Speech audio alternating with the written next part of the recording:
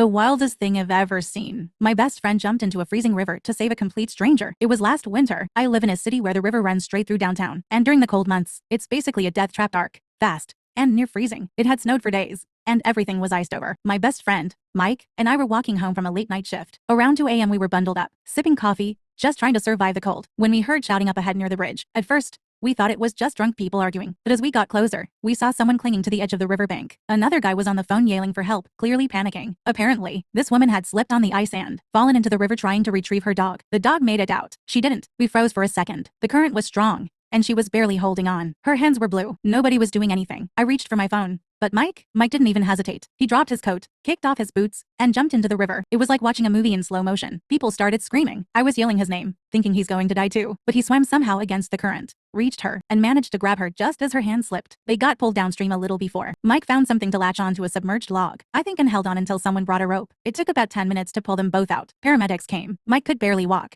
His lips were purple, and the woman had to be treated for hypothermia, but they both lived. The craziest part? Mike never talks about it. No bragging, no social media posts. Not even a "that was crazy" ha. He just shrugs it off like it was nothing. But I saw it. I saw what it took. Sometimes, you really don't know what someone's capable of until everything's on the line.